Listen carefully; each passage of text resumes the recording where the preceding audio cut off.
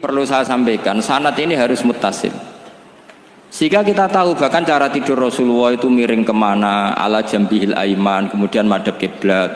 Sebelum tidur beliau wudu, sebelum tidur lagi baca subhanallah 33 kali, alhamdulillah 33 kali, Allahu akbar 33 kali. Sebetulnya wiridan itu sanad paling kuat itu tentang mau tidur.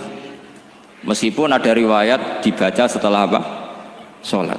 Jadi makanya kita al-jam'u baina riwayaten, habis sholat ya baca itu, mau tidur ya baca itu. Nah, sebetulnya habis sholat sama mau tidur tuh ngeri mau tidur, karena ini kan pemanasan mati, pelatihan mati, karena satu kondisi yang Anda sudah tidak bisa ikhtiar. Tapi kayak apa Rasulullah? Justru kita kondisi yang nggak bisa ikhtiar itu pesannya Nabi apa? Kamu baca ini, in mutta, kata Nabi. Ada yang baca in mitta. Kalau mau berpikir potensi paling ngeri, bahaya paling ngeri adalah orang mau tidur, karena di situ kita tidak bisa apa-apa. Cara musuhmu mangkel bekku ya karek nyembelih, cara bojomu mangkel bekku ya karek ngobong, kok ini TV ini bu. Anda usah merasa tidak akan mengalami itu, ya insya Allah enggak itu. Tapi dengan melihat di TV semua potensi itu ada. Untuk aku turun yang kendaraan tangis-tangis ning akhirat. Terus takoki, Gusti kalau mau teng akhirat mau kecelakaan. Nah, justru mau tidur itu Nabi itu unik, kelihatan bahwa ada nubuah, ada kenabian yang luar biasa. Kalau mau tidur itu ada nubuah, ada kenabian yang luar biasa. Kalau mau tidur itu ada wiridannya. Saya termasuk orang yang fanatik baca wiridan sebelum tidur. Jadi jangan kira kalau Selasa sholat jarang wiridan, nggak punya wiridan di tempat lain, itu sangat suudzon yang menyakiti.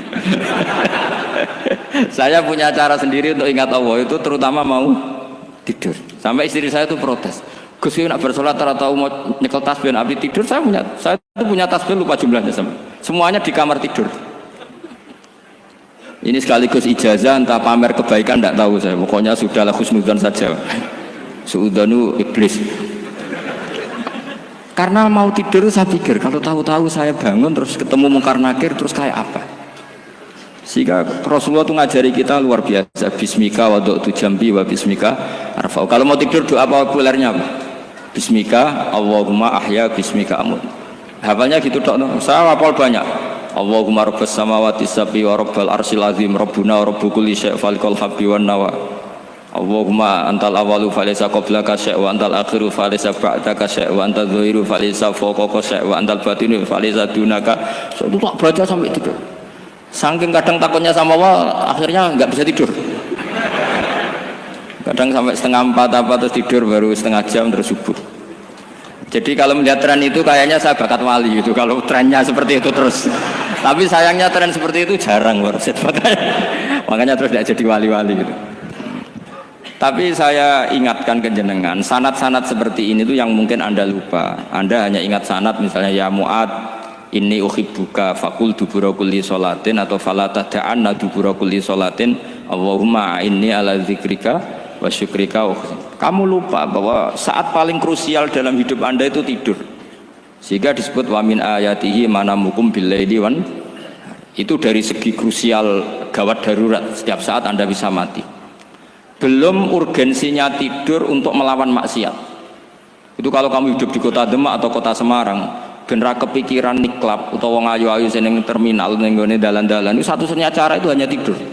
Kowe nak melek tetap jelalatan tak jamin. Masuk ke ngarep masjid Demak nggo tasbih gede-gede. Pangeran bedelok wong liwat tuh eling. Barokahnya usul fikih adalah kita belajar dulu. Saya pernah musyawarah sama Gus Yofur tentang usul fikih.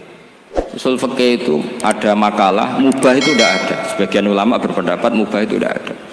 Karena setiap mubah saat itu Anda pasti meninggalkan keharaman. Itsma min mubahin illa wa yatahaqqaqu bihi tarku haramimma. Tidak ada kemubahan kecuali saat itu kamu meninggalkan keharaman. Anda tidur berarti Anda taroktal maksiyah. Anda tidur berarti Anda meninggalkan maksiat. Enggak nyolong, enggak dugem, enggak zina, enggak maling, enggak ngerasani orang. Jadi tidur anggap saja ya Rob, ya Allah saya mau tidur. Tidur itu ibaratun antarkil ma'asi. Jadi malaikat roket pate kandani iki ras sekedar turu. Ya kowe kudu ngerti iki ape ninggal maksiat. Hitung mulai saiki. Bismika Allahumma ya bismika. Amun ayo roket patet hitung. Anggap ini kiat meninggalkan maksiat. Terus turun 6 jam berarti tidak maksiat 6 jam. Meskipun akhirnya maksiat karena bangun jam 7. Artinya maksiat ra subuh gitu. Tapi betapa krusialnya ulama. Ulama lah yang mengajarkan kita tidur itu rohatan lil abdan, untuk istirahat. Kita pulih lagi, bisa kerja lagi. Pak Bupati bisa ngantor lagi, Pak Kapolsek, Kapolres bisa ngantor lagi. Semuanya aktivitas tentara bisa ngantor lagi. Memulihkan kekuatan itu ibadah. Meninggalkan maksiat karena tidur juga ibadah. Tidur saja ibadah. Ini barokatnya umatnya Rasulullah Shallallahu Alaihi Wasallam. Senyaman itu. Coba kalau kamu jadi umatnya Nabi lain, wah itu beratnya bukan main. Dan itu sesuatu yang dimintakan Allah, dimintakan Rasulullah kepada Allah, yaitu Rabbana wala tuhamilna ma la taqata lana bih. Termasuk la tahmil alaina isron kama hamaltahu alal ladzina min qablina. Jangan bebankan ke umat kami sesuatu yang seperti engkau bebankan pada umat dulu. Umat dulu itu kalau mau tobat, kayak umatnya Nabi Musa pernah nyembah anak sapi, itu yang pernah nyembah tobatnya dibunuh. Liyaqtulal bari'u minkum al mujrima, yang terbebas dari menyembah anak sapi disuruh bunuh yang pernah menyembah anak sapi. Fatubu ila bari'ikum faqtulu anfusakum. Mau beratnya kayak apa? Kalau orang sekarang tobat cukup soal Pak Rosid, salami template 100.000, dipandu caranya tobat, diwari istighfar. Nomor itu penting. Nomor loro seneng kiai, seneng aku maksudnya, maksud kalimatnya jelas. Itu sudah. Pokoknya yang jelas gak usah dibunuh, gak usah apa? Gak usah apa? Dibunuh. Sehingga tidurnya umatnya Rasulullah itu luar biasa, terutama tidurnya orang puasa. Tidurnya tasbih, tidurnya ulama juga tasbih. Karena dengan tidur itu kita tahu alamat kematian. Di mana kita masih di dunia saja punya kondisi di mana kita tidak bisa menentukan diri kita sendiri. Dan itu awal dari kita mengimani la haula wala quwata illa billah. Segagai koyok ngono ternyata ada kondisi di mana kita tidak bisa mengendalikan diri kita sendiri. Makanya disebut wa min ayatihi manamukum billaili wan nahar. Yang bisa menganalisis itu siapa? Ya ulama. Ulama kok tahu karena punya sanad musalsal ila Rasulillah sallallahu alaihi wasallam. Sehingga uniknya kenapa tidur itu sakral? Coba semua nabi di antara wahyunya itu lewat apa? Semua nabi di antara wahyunya lewat apa? Tidur, lewat mimpi. Inni ara fil manami anni atfahuka fangzur madza tara. Maka mimpi ini harus dikelola secara baik, yaitu kalau kamu mau tidur, wudu dulu, baca tasbih, terus tinggalkan semua dunia, anggap saja ini pemanasan kematian. Itu insya Allah mimpinya sip pokoknya. Paling dikejar-kejar Dajjalnya kecemplung kali, insya Allah. Tapi kalau kamu tidur gak wudu, raiso turu terus raiso turu mangan sik bu. Raiso turu terus raiso turu mangan sik ben warak ben iso turu. Insyaallah dikejar Dajjal kecekel. Akhirnya ngelindur gak karu-karuan karena tadi. Nah, sanad seperti itu yang punya siapa? Hanya ulama. Ada lagi satu contoh, ini sudah hampir 20 menit Pak Ustaz. Itu saya pernah ngaji Duraru Kalami Syafi'i, mutiara-mutiara ngendikan Imam Syafi'i. Itu ulama itu mesti ngendikan tuh unik. Tadi saya sudah cocokkan sama Bupati, tak tanya, Pak Bupati saya ini punya ilmu dari Bapak, mungkin pas untuk jenengan pakai. Kata Bapak, urip iku padha wae, ngadepi konco mbek musuh padha wae, malah kadang ribet konco. Dulu saya itu iskal itu janggal. Tapi setelah ngaji Duraru Kalami Syafi'i yang ada di Muqaddimah kitab Majmu', Muqaddimah Syarhul Mu'adzab Imam Nawawi, Imam Syafi'i nak ngendikan gini, man ahsana ilaika faqad qayyadaka. Wong ngapiki kowe nyancang kowe. Kayak Pak Rosid itu apian mbak aku. Ngerti sarang sowan mampir, gayane apian, jebule nyancang. Awas nara teko ning Demak. Itu faqat qayyadaka, nyancang kowe. Tapi waman asaa ilaika faqat atlaqaka. Wong sing eleki kowe iku penak bebasno kowe. Kowe tau diutangi wong kancamu ta musuhmu? Sing biasa utang kowe lho. Kanca. Kowe numpak mobil ketemu musuh enak ra usah nawani, nek ketemu kanca monggo bareng. Sing ngel-ngelo kowe kanca atau musuh? Artinya gini, kanca ya barokah nggo perjuangan, musuh ya barokah mergo ora tau utang. Jadi segampang itu ulama melihat kehidupan itu, man ahsana ilaika faqad qayyadaka wa man asaa ilaika faqad atlaqaka. Jadi akhirnya kita hidup itu berkah terus. Di konco ya enak kados kula di konco Gus Zofur, nak kula mboten saged fikih musyawarah, ra iso tasawuf musyawarah. Di konco Pak Rosid, konco rai sederhana. Pokoknya duit. Tadi kurang contoh. Kalau rai Arab kan enggak sederhana, Pak. Wajahnya mewah terus. Ekonominya juga sederhana. Saya sama Arsyad sama-sama gak kaya. Saya tidak ada nyatakan kan Gus Zofur sama Gus Baknya ngebis. Memang saya sering sama Gus Zofur ngebis sampai sekarang masih senang. Bukan karena miskin yang jelas itu pilihan itu. Jadi ulama itu segampang itu melihat kehidupan. Saya termasuk kiai muda yang nggak takut mati, bukan karena yakin di surga gitu, karena saya sering baca berdoa. Allahumma ya Allah, kata Rasulullah, kamu harus berdoa ya Allah, ij'alil hayata ziyadatan li fi kulli khairin wal mauta rohatan li min kulli syarrin. Mungkin sekarang kita ada zina, mungkin sekarang kita ada korupsi, mungkin sekarang kita ada maling, tapi potensi itu tetap ada. Yang bisa ngakhiri itu apa? Kematian. Maka anggap saja kematian itu rohatan li min kulli syarrin, semua mengakhiri semua keburukan. Kayak apa Rasulullah memandang kehidupan? Kalau kamu masih hidup, anggap saja ziyadatan li fi kulli khairin. Saya gara-gara hidup saudaranya kersane Pak Rosid ngaji di sini. Ikhlas Pak Rosid itu sangat ikhlas.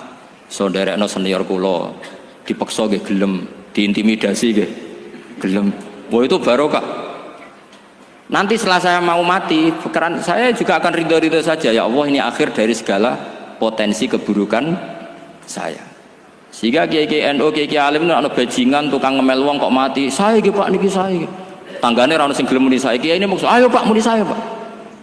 Mboten saya ini tempu. Lah nggih saya pun mati mun mboten saged nakal niku.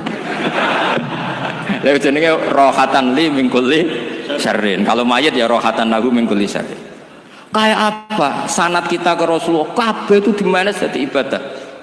Al hayat ziyadah fi kulli khairin, al maut rohatan min kulli syarrin. Kenal Pak Rosid ya ibadah, apalagi kenal Gus Zofur ibadah, kenal Bupati ibadah, konco perjuangan. Kok kenal preman ya ibadah, konco latihan dakwah, anggapnya latihan ngelola rehab. Kenal polisi ibadah, jaga stabilitas nasional, kenal ABRI ibadah, jaga NKRI. Kenal orang nakal ibadah, dianggap pembina. Semua itu ibadah. Kayak apa ajaran agama ini? Semuanya baik-baik saja, tergantung niat. Tapi sanad ini siapa yang punya? Hanya ulama. Nah ulama itu siapa? Ya orang yang kamu ketemu. Dalam konteks ini Mbah Mun. Mbah Mun ngajari kita macam-macam. Mbah Mun ketemu orang siapa saja hormat. Saya kemarin bikin makalah untuk beliau, termasuk saya cerita dari riwayat Rasul Aqli Ba'dal Iman Billah At-Tawaddud ilan nas wastina'ul ma'ruf ila kulli barrin wa fajirin. Inti iman setelah akal menentukan kita iman kepada Allah, akal setelah mengantarkan logika iman kepada Allah, akal itu kita gunakan at-tawaddud ilan nas supaya kita bersikap simpatik dan melakukan kebaikan kepada siapa saja. Karena barokahnya kita simpatik nak ngandani wong nggih gampang. Misalnya kita di kiai alim sundul langit sampean mbek tangga muwedhit ketemu wong brengut sing ape ngandel iku sapa? Sementara sing preman, ayo ngopi nggonku sik tenang ae. Sing kiai ini orang begawean gak kopi kowe. Akhirnya sing preman sakhok di pengaruh, sing kiai ini bakhil gak duwe pengaruh. Itu tidak boleh kejadian seperti itu. Makanya ada riwayat wastina'ul ma'ruf ila kulli barrin wa fajirin. Jadi kula suwun sanad-sanad seperti itu tidak boleh hilang. Saya itu kitabnya Bamun Al-Ulama Al-Mujaddid itu setengah hafal. Sampai sekarang masih tak baca. Kalau mau tidur tak baca. Bahkan di tas saya itu ada terus. Ya karena kalau saya di Jogja kangen Mbah Mun baca itu ketika beliau masih sugeng, apalagi sekarang. Karena jangan sampai saya ini punya fatwa yang mukhalif terhadap fatwanya Mbah Mun. Ini terutama warning sama santri sarang, nggak boleh. Terakhir itu Mbah Mun punya kecenderungan, punya pikiran kayak Yusuf Qaradawi, yaitu potensi wajibnya zakat khodrowat fawakih. Menghentikan gini, sama sih ingat ketika ngaji sama Gus Zofur Pak Rosid kalau Mbah Mun guyon. Wong desa iku wis melarat gegere nganti kaya akik wae. Mbah Mun nyontokno gegere macul nganti kaya akik gara-gara sing ditandur pari wajib zakat. Wong Sulawesi nandure kakao cengkeh. Zaman iku cengkeh Jaya. Berhubung ora akut gak wajib zakat. Padahal kaya raya. Jadi fenomena itu sering diutarakan beliau. Lama-lama beliau ngarang di Al-Ulama Al-Mujaddidun. Beliau mengutip pendapat Ibnu Katsir, tentu di era modern kayak Yusuf Qaradawi. Sebenarnya Yusuf Qaradawi sendiri bukan mujtahid, dia yang muqallid juga. Kata Ibnu Katsir, wa mimma akhrajna lakum minal ard, yang harus dizakati adalah ma itu umum, apa saja yang keluar dari bumi. Maka kecenderungan Mbah Mun akhir-akhir itu mbok yao fawakih khodrowat itu dizakati. Tapi beliau tentu tidak ilzam ya, karena beliau sangat syafi'i. Tapi ini kan saran yang baik lah menurut saya. Apa susahnya sih dadi wong lomo gitu loh. Wong dadi wong medhit kok mbok bilo-bilo. Lah nek kowe takok takbire ndi Gus? Nak khadrawat fawakih, melon, kakao, tebu wajib zakat. Takbire iku lomo iku apik, medhit iku elek. Ngoten-ngoten mawon. Mumpun ngoten mawon. Assalamualaikum warahmatullahi wabarakatuh.